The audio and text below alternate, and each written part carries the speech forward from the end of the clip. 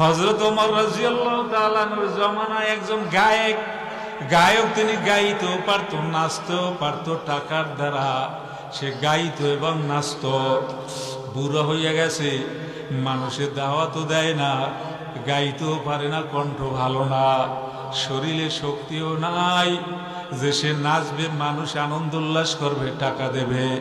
ঘরের ভিতরে খাবারও বন্ধ, কি করবে আল্লাহর বান্দা হয়রান পেরেশান। ওই মদিনার এক গোরস্থানের মধ্যে যাইয়া ওই জায়গায় বইয়ে ডাক দিয়েছে, ও আসমানের মালিক,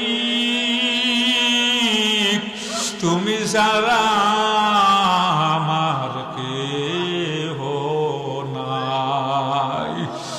আরে ডাকার মতো ডাক দিলে আমার আল্লাহ কেমনে শোনে না। ওই আল্লাহর বান্দা যখন ডাক দিল, আসমানের মালিক তুমি ছাড়া আমার কেউ নাই, আমার আল্লাহর বড় মায়া লাইগা গেল, বড় মোহাব্বত লাইগা গেল। আমার মাওলার সাথে সাথে ডাকের জবাবও দিয়ে দিল। হযরত ওমর রাদিয়াল্লাহু তাআলা আনহুর কাছে ইলহামে জানাইয়া দিল, ওমর যা ওই গোরস্থানের ভিতরে আমার এক বন্ধু গইরের কান্দে, আমার এক বন্ধু আছে, ওর বাড়ি কোনো খাবার নাই, খাবারের ব্যবস্থা করিয়া দাও। ওমর রাদিয়াল্লাহু তাআলা আনহু গোরস্থানে গেলেন, যাইয়া তালাশ কইরা দেখে কাউকেই পাওয়া যায় না, কিন্তু দেখা যায় বেহুশ অবস্থায় গায়ক পড়িয়া রইছে। সে চিন্তা করলো এ তো গায়ক, এ তো আল্লাহর ওলি হতে পারে না। আবারও তালাশ করে না, কোথাও পায় না। এইবার আল্লাহর বান্দার কাছে আইসা যখন নাকি হাতটা ধইরে মাথার ভিতরে হাত দিল, আল্লাহর বান্দার হুঁশ ফিরিয়ে আসলো। এইবার ওই আল্লাহর বান্দার যখন হুঁশ আসছে, হাতটারে টান দিয়া নিয়া বলে, ওমর আমার শরীর নাপাক, আমার শরীরে তুমি হাত দিও না। বলে কেন? বলে এন্টার জিন্দেগিটা আমি গুনার কাজে কাটাইছি, আমি আমার জবান দ্বারা আমার আল্লাহরে আল্লাহ বলে ডাক দেই না, আমি নামাজও পড়ি না, আমি রোজাও রাখি না। তোমার ওই পবিত্র হাত আমার শরীরে লাগাইও না। ওমর রাদিয়াল্লাহু তাআলা ডাক দিয়ে বলে, পাগলা বুঝলাম তো, তবে তুই এমন কি আমল করছো এই জায়গায় বসিয়া, যার জন্য আমার মাওলা তোর ডাকে সাড়া দিল। এইবার ওই গায়ক ডাক দিয়ে বলে, কোন আমল তো করি না। কয় না, তুমি নিশ্চয়ই কোন আমল করছো। ডাক দিয়ে বলে, ও খলিফাতুল মুসলিমিন ওমর, আমি এই জায়গায় দাঁড়াইয়া চোখের পানি ছাড়িয়া দিয়া আমার আল্লাহরে ডাক মারছি একটা, এর চেয়ে বড় আমল আমি আর কিছু করি নাই। ওমর রাদিয়াল্লাহু তাআলা ডাক দিয়া বলে, ওরে পাগলা, তোর এই ডাকটা আমার মাওলার দরবারে কবুল হইয়া গেছে। আর একটা ডাক দে, এ যুবক আমার বাবারা, এ দাড়ি বাঁকা মুরব্বীরা, অনেক আল্লাহর বান্দার চোখ বাইয়া বাইয়া পানি ভরে। ওবা জান, এই চোখে পানি নিয়ে যদি আমার মাওলার আল্লাহ বইলে আর একবার ডাক দেওয়া যায়, আশা করা যায় আমল নামায় গুনাহ থাকবে না। কাজী আবারও আমার আল্লাহরে আল্লাহ বইলে ডাক মারো। এত বড় দয়াবান আমার আল্লাহ,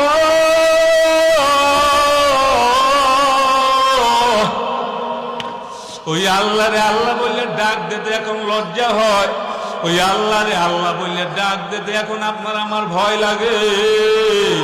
আমি জানবার চাই, মার গর্ভের ভিতরে যখন কেউ ছিল না তখন ছিল কে?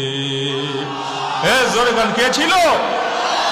মার গর্ভের ভিতরে আপনার আমার মতো এত সুন্দর চেহারাটা। আরে মানুষ যে চাই যায় সে আর বসতে দেয়, এরপরে কত রকমারি খানা, আর কত আদর আপ্যায়ন। আমি অলিউল্লাহকে যদি আমার আল্লাহ অন্ধ বানাইতো, আমার আল্লাহ যদি জমিনের ভিতরে আমারে নাই পাঠাইতো, আমার আল্লাহ যদি বিকলাঙ্গ বানাইতো, বাজান দুনিয়ার কিছু দেখতেও পারতাম না, সবরও করতে পারতাম না। ও রহিমা খাতুন, এ বাসার মারা, ও আব্দুল জব্বার, এ আব্দুর রহমান, এত বড় দয়াবান আমার আল্লাহ ওই আল্লাহর জন্য মনে হয় মায়া লাগে না? বাবা জান, মনে হয় আপনার আমার কবরে যাওয়া লাগবে না, এই জন্য আবারও জানবার চাই কবরে যাওয়া লাগবে কি লাগবে না। এ কবর পথের যাত্রীরা, যারা কবরে যাবা, যারা মরবা তাদের বলি, আর যারা মরবা না তাদের বলি না। আপনার আমার বড় দাম, আপনার আমার বড় মান, আপনার আমার বড় ইজ্জত।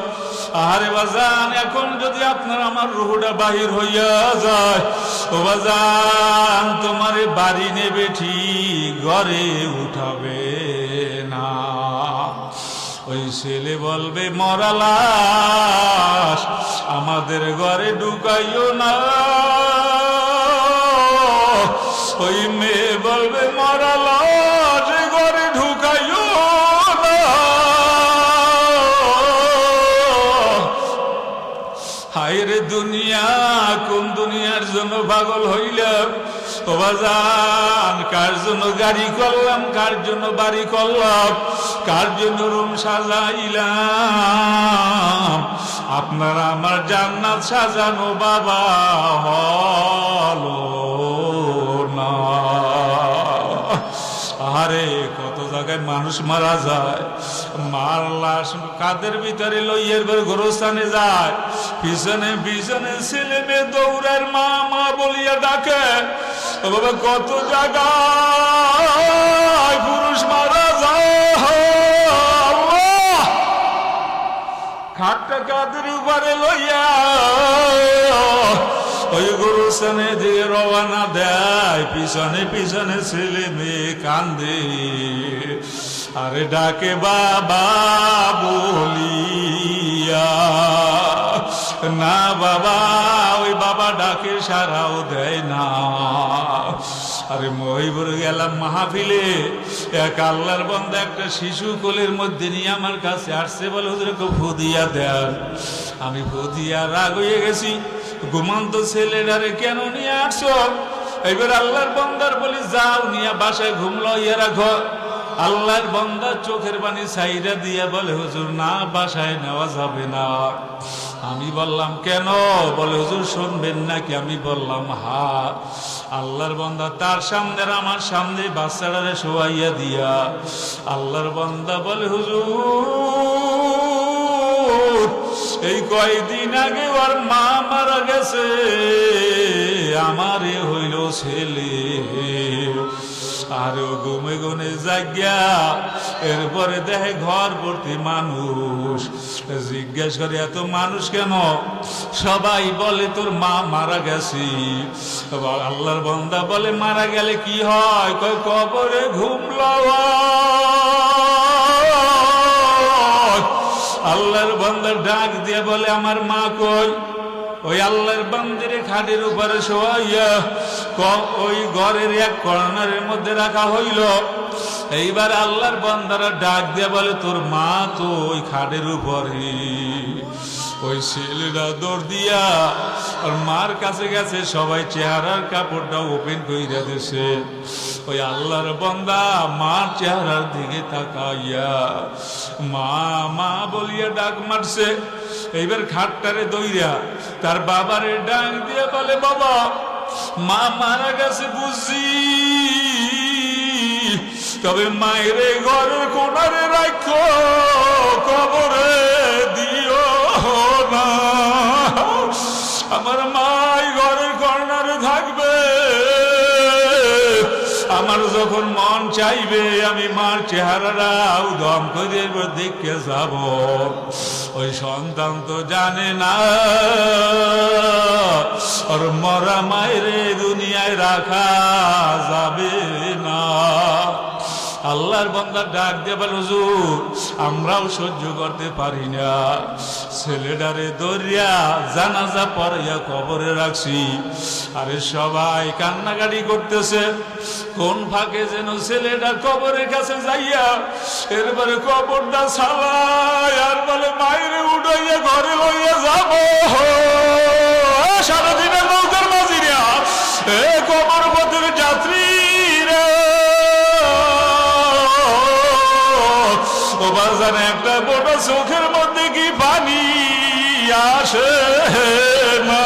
আল্লাহ, কোন দুনিয়ার জন্য পাগল হইলে রে বাবা? ও বাজান, চোখের পানি ছাড়া আমার মাওলার গোসা নিবারণ হবে না। চোখের পানি ছাড়া আমল নামার গুনাও মাফ হবে না। কিসের জন্য আইলাম রে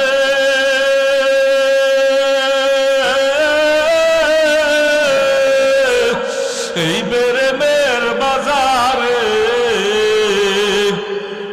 যাব অন্ধকার কবরে। ছেলে ভুলবে, মেয়ে ভুলবে,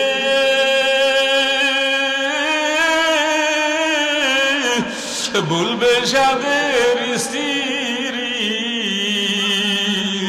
ওই কবরে মাওলা সারা কেহ নাই, ওই কবরে মাওলা সারা কেহ নাই। ভাগিবা কই, ভাগিবা রাস্তা নাই।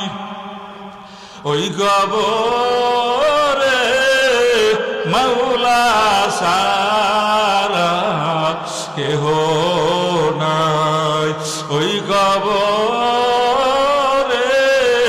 মাওলা সারা কেহ নাই। ও বাবা, মাহফিলে যখন আমার মাওলা নিয়ে আসছে, একটা বড় চোখের পানি ছাড়িয়া দিয়া কান্দো আর বলো, আল্লাহ গো, তুমি ছাড়াই আমার কেহ নাই। আল্লাহ কবরে নাই, হাসরে নাই, মিজানে নাই, পুলসিরাতে নাই। আল্লাহ গো মেহেরবানি করে ওই জাহান্নামে মোদের দিও না।